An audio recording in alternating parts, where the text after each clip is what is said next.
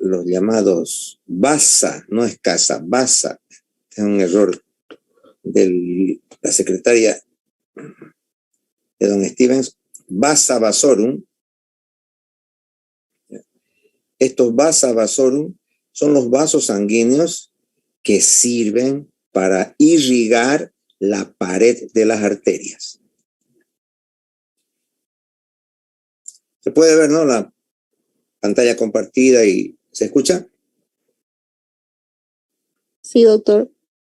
Sí, dos. No, así dicen ustedes. Bueno, sigamos entonces. El endotelio, o sea, la parte más interna del vaso, tiene ciertas funciones endocrinas, exócrinas, adhesión celular, dice coagulación, que es lo que le había hablado hace rato, y el transporte. Entonces acá tenemos nosotros una serie de factores que segrega el endotelio. Reiteramos, el endotelio es la parte más interna. Esto de aquí, como si el vaso sanguíneo estuviera aquí, entonces el endotelio es lo que está en contacto con la sangre.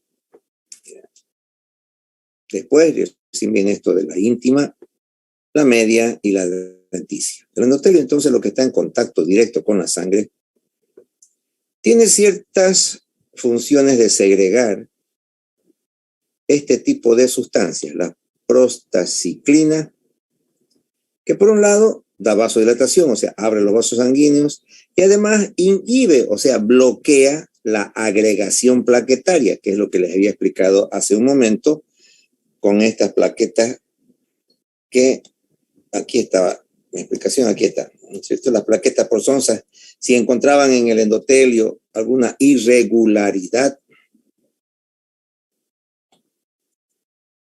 estas se confundían, pensaban que era una herida, y por eso trataban de tapar, según ellos, la herida, pero no era herida, pues no, sino que era una irregularidad. Eso ocurre generalmente con las placas de ateromatosis, o sea, las personas que consumen mucha grasa, alcohol, cigarro y no hacen ejercicio, entonces se depositan estos componentes de lípidos, de grasa, en las arterias, y luego esto es lo que produce que las plaquetas se vuelvan un coágulo, y ese coágulo, al desprenderse, puede ir y obstruir o tapar alguna arteria delgadita. Generalmente esas arterias delgaditas están en el corazón, y por eso lo que les vienen sus infartos en el corazón y se mueren, ¿no? Entonces, ese endotelio tiene también otras funciones especializadas. Por un lado, se agrega esta prostaciclina, que sirve para inhibir la agregación plaquetaria, o sea, sería como un mecanismo de defensa que no siempre es muy efectivo.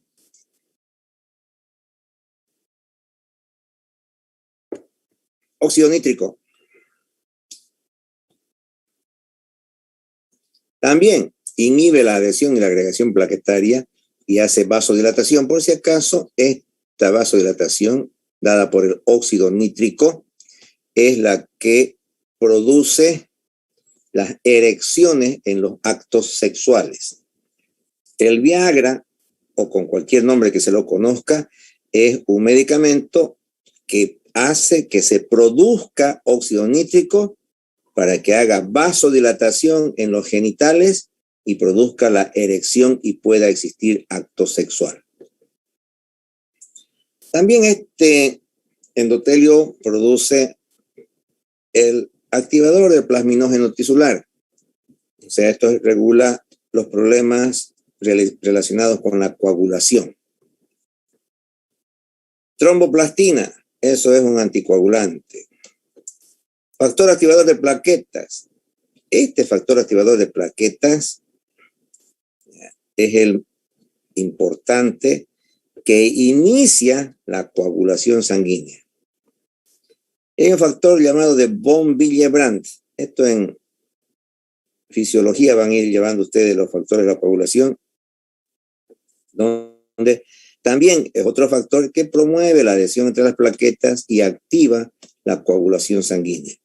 Entonces, cuando el endotelio se lesiona por alguna herida, ese endotelio al lesionarse, entonces va a liberar estas sustancias que promueven la coagulación de la sangre en esa área.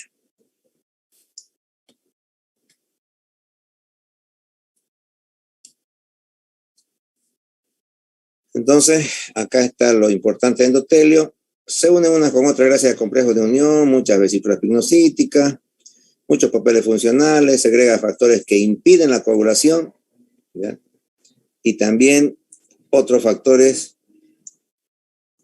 que permiten la adhesión entre las células, la adhesión entre los leucocitos, y factores que mantienen el tono del músculo lisovascular. ¿Qué es eso, el tono? El tono es el nivel de contracción que tiene el músculo para que un vaso sanguíneo tenga un determinado diámetro.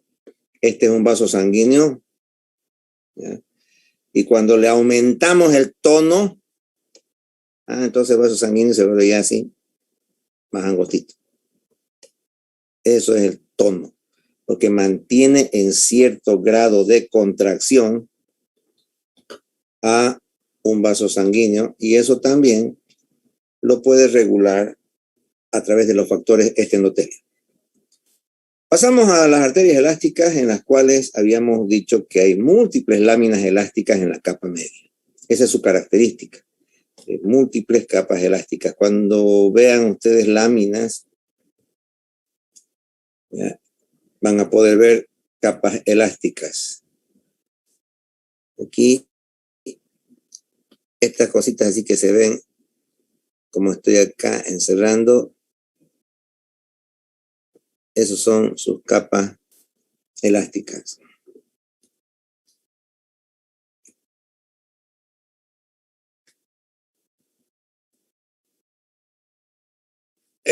Endotelio activado.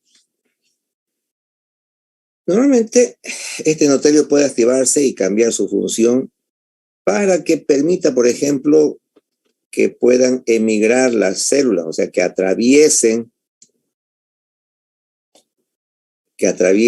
la capa del endotelio estas células de defensa. O sea, permite que los neutrófilos, que son los glóbulos blancos, que son defensa, migran hacia los tejidos, o sea, se salen del vaso sanguíneo y pueden ir hacia los lugares donde hay una infección.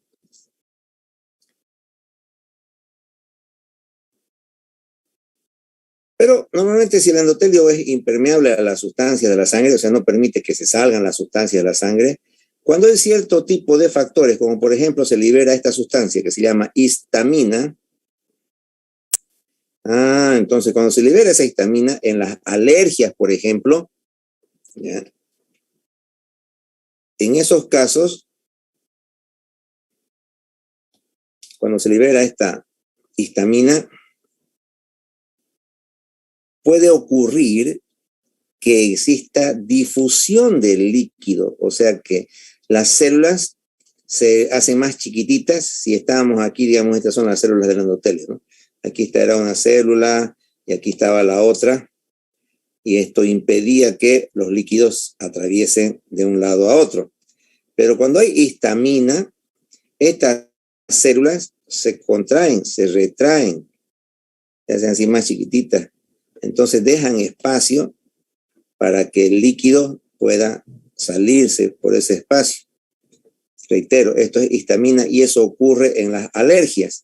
Y eso es el líquido que se sale, causa aquí una hinchazón y lo que se llama edema.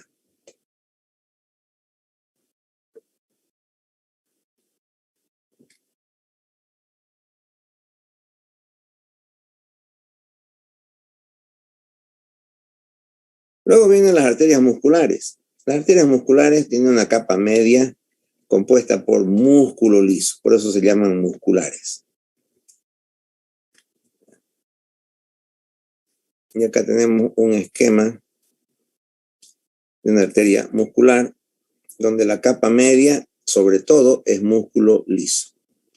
Vamos a ver aquí con sus nombrecitos. Por adentro, hemos dicho el endotelio, después viene un tejido fibrocolagenoso, Y acá está la capa media con músculo liso. Esta capa es la capa de músculo liso, que es la importante en este tipo de vasos sanguíneos musculares.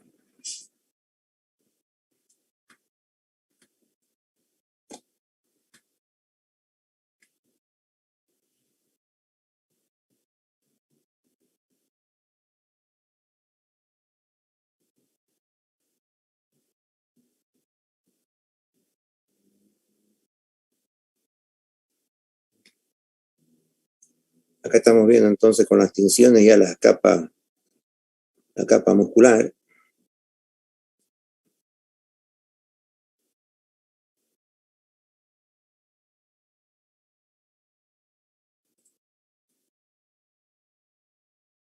Tipo de vasos sanguíneos.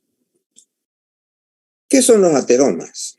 Lo que hemos explicado hace un momento es una enfermedad de las arterias que comienza en esta capa íntima y donde se infiltra grasa. Y esa grasa se acumula y después, a sobre esa grasa, va a ir un depósito de colágeno y eso va a permitir que se formen unas placas ateromatosas. Si dibujo yo aquí un esquema entonces de un endotelio, que tendría que ser el endotelio así, digamos, aquí yo dibujo un vaso sanguíneo, y acaso endotelio que tendría que ser así, liso. Entonces, cuando la persona consume mucha grasa, esa grasa se deposita en los vasos sanguíneos, en esta íntima, y después viene colágeno, y a eso le da una dureza, ¿no? Y eso ya forma aquí una placa. Además, del colágeno también puede venir calcio, y eso se llama la placa ateromatosa. ¿Cuáles son las consecuencias? Por un lado, si el vaso sanguíneo tenía este diámetro, entonces le va a quitar, pues no diámetro, va a disminuir el flujo sanguíneo. 1. Formación de trombos.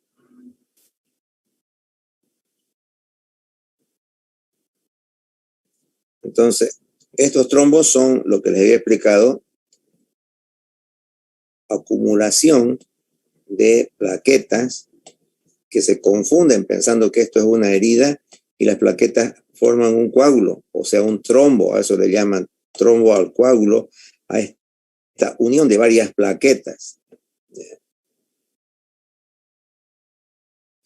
Y este trombo incluso puede cerrar completamente el vaso sanguíneo y la sangre que está viniendo no va a pasar y esta parte del tejido se va a morir. ¿Ya? Eso es lo que puede ocurrir con el infarto, que se llama, en el tejido que no le llega oxígeno ni nutrientes. Generalmente eso ocurre sobre todo en el ventrículo izquierdo, donde vienen los vasos sanguíneos que van a irrigar al ventrículo izquierdo y son delgaditos, pues. Entonces, estos trombos que a veces se desprenden, o si no se desprenden, cuando estos ocurren en estos ventrículos izquierdos, ahí es lo que vienen los infartos y se mueren las personas. O si no, también puede haber eso mismo en el cerebro, y a eso se llama ictus. O si no, en los pies, y eso se llama gangrena, ¿no? Además de eso, de su segunda función, que es formación de trombos, en los cuales puede obstruir el vaso sanguíneo o desprenderse e ir a obstruir otros vasos sanguíneos más distantes y más delgaditos, también puede formar un aneurisma. ¿Qué es eso? Es la debilidad de la arteria. Si esta era la arteria, en el lugar donde se está formando una placa, aquí digamos que se forma una placa, esa parte queda más débil. Y como es más débil, entonces se puede dilatar y formarse así un aneurisma. Y ese aneurisma, cuando sube la presión, puede romperse y puede dar lugar a una hemorragia. Y esa hemorragia, dependiendo de la ubicación, puede ser mortal, ¿no?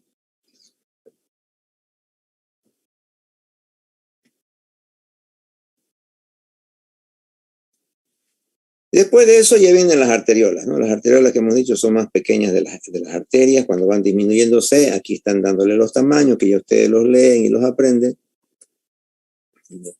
Aquí está una radiografía microscópica, una fotografía microscópica de lo que son los vasos sanguíneos o arteriolas. Células musculares lisas es lo que estamos viendo aquí, característico de estas arteriolas. Este es el epitelio o células endoteliales. Esto que es lo de adentro, ¿no? De las arteriolas, y esto es su músculo liso.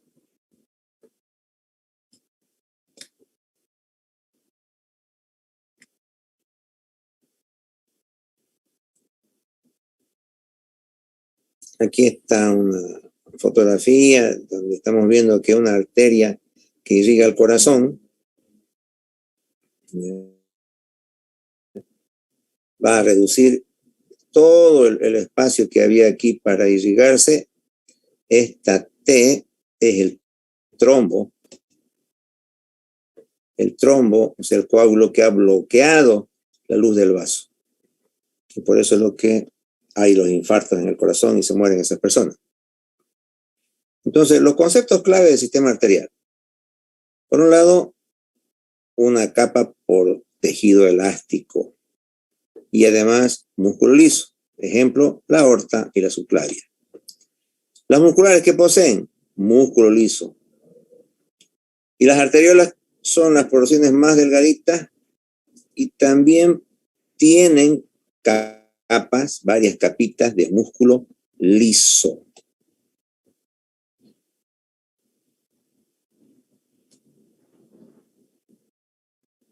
Y después de eso ya viene lo que se llama microvascularización. Entonces, en las arteriolas, como hemos dicho, vienen de acá las arteriolas, y esas arteriolas se siguen dividiendo y forman la red capilar. Estos son los capilares. Red. Ustedes dicen Z con harta R, pronuncian la mayoría, no todito, pero harto de ustedes dicen Z. Ya, esta red capilar entonces es producto de que las arteriolas se han ido dividiendo. Y cuando se han ido dividiendo, estas arteriolas forman todavía las llamadas metaarteriolas, que son partes intermedias antes de los capilares. Y de ahí se convierten en vénulas, ¿no? En vénulas, y estas vénulas se reúnen y se forman las venas. Estos capilares tienen la característica de que son los que permiten la difusión de las sustancias a través de sus paredes. O sea, por estos vasos sanguíneos gruesos no puede difundir el oxígeno o los nutrientes, pero estos capilares, estos sí permiten que a través de sus paredes puedan difundirse las sustancias alimenticias o el oxígeno. Hay dos tipos de capilares, unos que se llaman continuos, que son los capilares que tienen sus paredes así continuas, sin ningún tipo de irregularidad. En cambio, hay otros que se llaman fenestrados, generalmente están en el intestino, en algunas glándulas, ¿ya? Y se ve que existen ciertos orificios, ¿ya? Entonces, si esquematizamos, tendría que haber así, deja orificios, esos son los capilares fenestrados. Y por estos orificios es más fácil que exista el intercambio de nutrientes o demás sustancias en ambos lados. Para entrar o para salir es lo más fácil en estos tipos de capilares que se llaman fenestrados. Acá están los capilares en su microfotografía, que ya ustedes la van a ver. Y los conceptos importantes, ¿no? Reciben sangre de las arteriolas y de las metaarteriolas. Tiene una capa única de endotelio. O sea, esta no tiene músculo, no tiene fibras, nada, ¿no? Una capa única de endotelio unido a su lámina basal. Y algunos de ellos tienen poros, como hemos visto que son los fenestrados, y otros de ellos son capa continua, que no tienen poros. Esta sangre que pasa por los capilares, hemos dicho, luego va a entrar a las vénulas. Las vénulas llamadas vénulas postcapilares. Están ahí sus diámetros para que ustedes los revisen.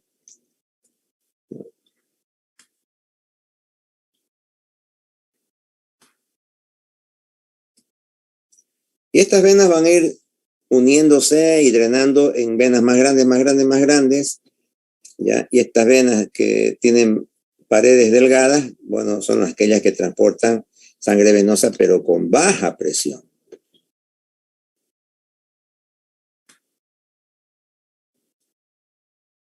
Y así van confluyendo o uniéndose estas venas pequeñas y forman las venas de tamaño mediano, en las cuales ya pueden medir de 1 a 10 milímetros, esas de tamaño mediano. Y así continúan uniéndose venas hasta formarse venas más grandes.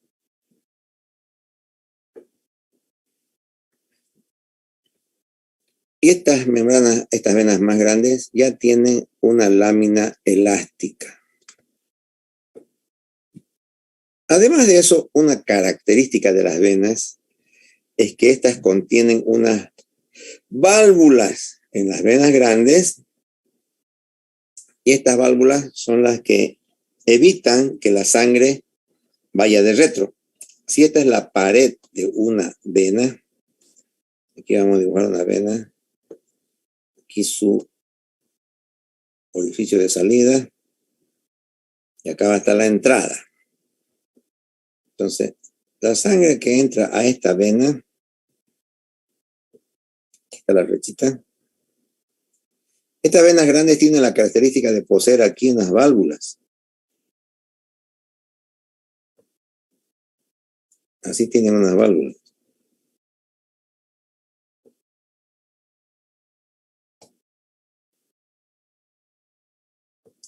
Y esas válvulas, ¿qué hacen? Cuando la sangre se quiere volver de retro, no dejan que se vuelva, porque aquí las retiene, ¿no? Las retiene retiene la sangre para que no se vuelva toda esta sangre. Un poquito podrá volverse por aquí, ¿no? Pero un poquito. La mayoría se va a ir reteniendo por efecto de estas válvulas.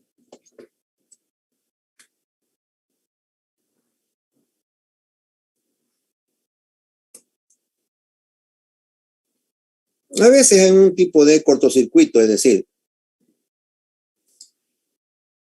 a veces hay ciertas situaciones en las cuales la sangre necesita urgentemente atravesar un área. Entonces, cuando entra a los capilares, es difícil que llegue a atravesar rápidamente esa área. Es como si hubiera mucha congestión de vehículos. Es como entrar a un mercado, ¿no es cierto? Entonces, las anastomosis, en vez de que la sangre tenga que seguir así su camino por todo esto que está muy congestionado, hay ciertas comunicaciones, ya, como esta, por ejemplo, en las cuales no va por los capilares, sino que tiene un camino directo donde la sangre arterial va rápidamente al sistema venoso.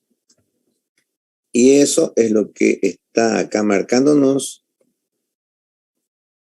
Vamos a ver, aquí está. Como anastomosis arteriovenosas. ¿Para qué? Para que la sangre no entre al lecho capilar y no demore mucho tiempo ahí atravesando. Los vasos sanguíneos, como tienen músculo, estos músculos tienen también nervios, inervación que entra y que sale, quiere decir aferente que entra y eferente que sale. Sobre todo tenemos acá las fibras llamadas simpáticas adrenérgicas, que cuando se estimulan esas fibras simpáticas adrenérgicas con una sustancia que se llama adrenalina o epinefrina, es su nombre, su sinónimo, adrenalina, o también su otro nombre es epinefrina.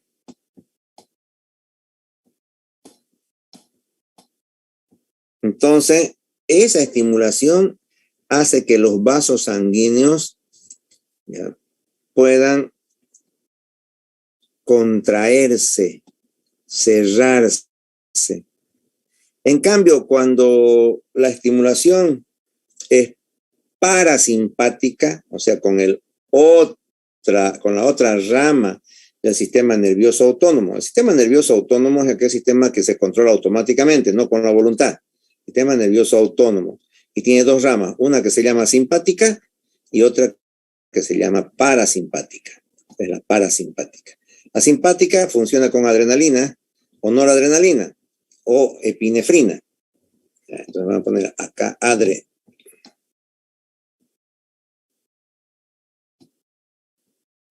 En cambio, la parasimpática funciona con acetilcolina. Acetilcolina.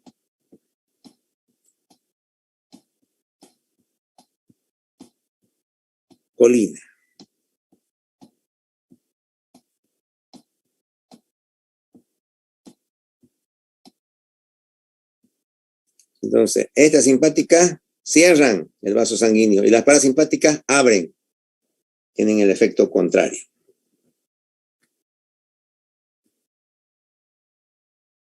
En los linfáticos, aquellas células que están con problemas de cáncer y que se empiezan a multiplicar en forma muy abundante, muy rápida y además sin mantener la forma normal, esas células pueden también drenarse hacia los ganglios linfáticos y de los ganglios linfáticos van a ir a todo el resto del cuerpo.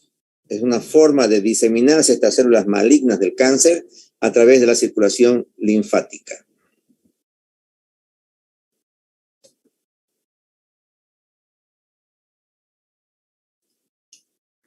Vamos a ver. ¿Qué ocurre ya con el corazón?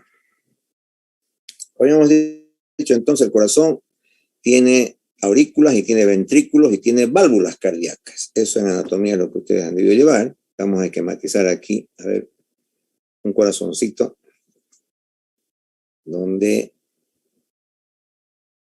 tenemos nosotros las 4 cavidades.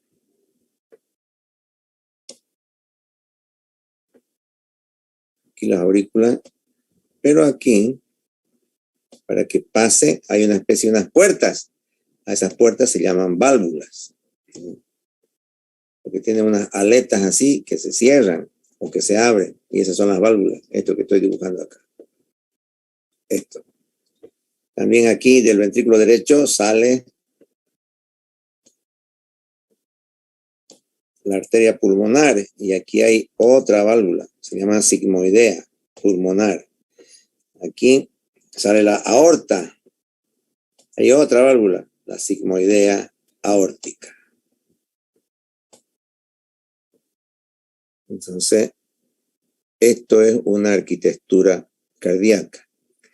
Esta pared en sí del corazón tiene como componente el llamado epicardio, que es la parte más externa, de aquí afuera. Luego viene el miocardio, o sea, la parte muscular, que sería esta parte de acá. Y lo de adentro, que es el endocardio, que es lo que tapiza por dentro al corazón y se continúa con el endotelio de los vasos sanguíneos.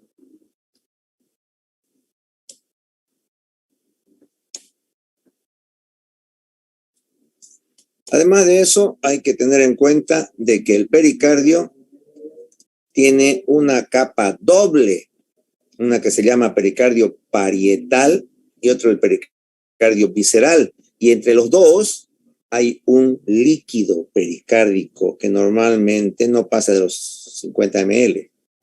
Entonces, este corazón tiene acá su pericardio, que es lo que está por fuera, pero ese pericardio es doble.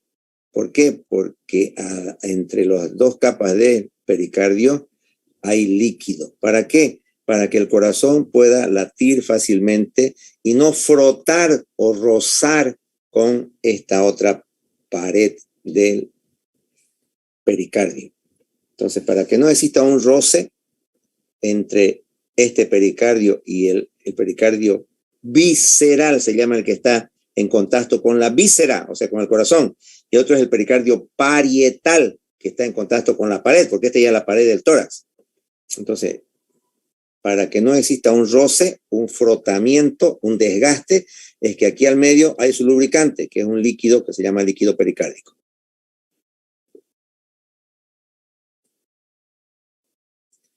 El miocardio, bueno, sabemos que tiene músculo estriado, que se llama músculo cardíaco, que tiene ciertas características que cuando estemos llevando la parte de fibras musculares contráctiles vamos a hablar con más detalle.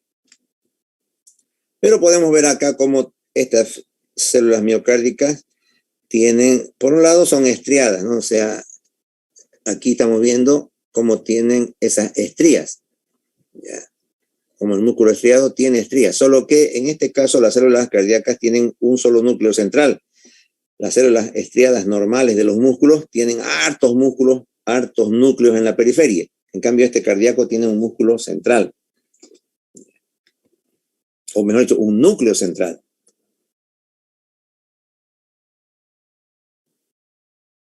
Hay una hormona, se llama hormona natriurética atrial,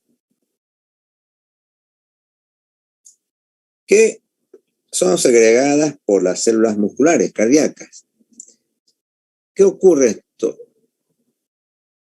Cuando la aurícula, vamos a dibujar aquí, nuestro corazón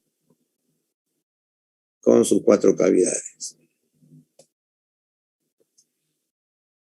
Estas células cardíacas, cuando llega mucha sangre, suponete que le está llegando aquí mucha sangre al corazón de la vena, entonces esta aurícula se va a dilatar, se va a estirar. Y cuando se estiran estas células de la aurícula, cuando se estiran, ahí entonces va a segregar una llamada hormona natriurética. ¿Y qué va a hacer esa hormona natriurética? Esa hormona que se segrega aquí en las paredes del corazón porque le está llegando mucha sangre, esa hormona va y actúa sobre el riñón. ¿Para qué? Para que bote más sodio, más potasio y más agua. Eso es lo que hace esta hormona natriurética, hace que el riñón elimine más sodio, potasio y agua. Entonces, cuando elimina más agua y sodio, de por sí baja la cantidad de sangre, que era lo que estaba haciendo que este corazón se dilate más.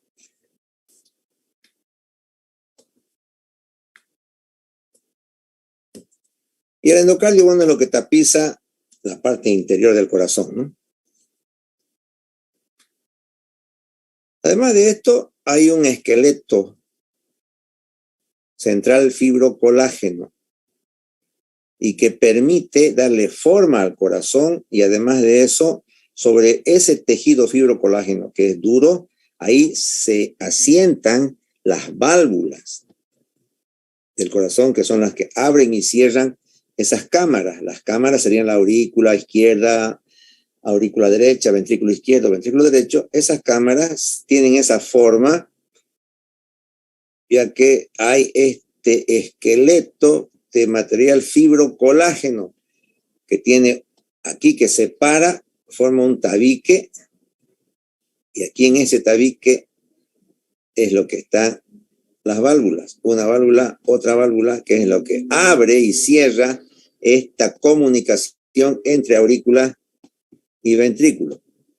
Pero además de eso, también tienen otra capa fibrosa, otro tejido fibroso que separa en 2 mitades, derecha e izquierda.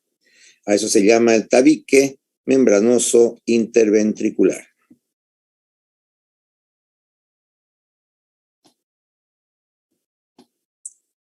Aquí está el endocardio, aquí estamos viendo las válvulas, como las válvulas son estas laminitas, aquí está abierta la arteria o el corazón, mejor dicho, para poder ver estas válvulas, porque como está armadito en su lugar, estas válvulas así se cierran.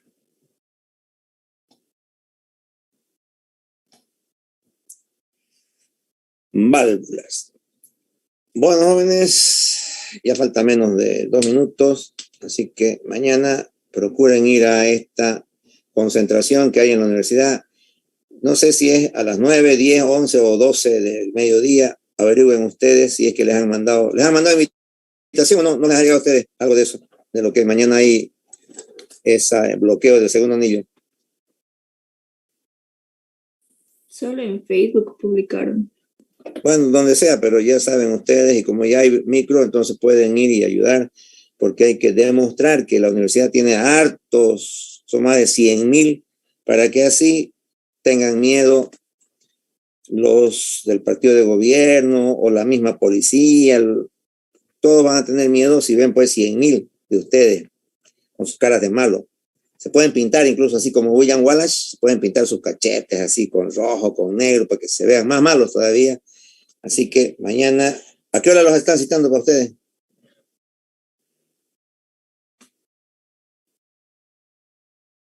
¿Qué dice Alejandra? ¿A qué hora los están citando?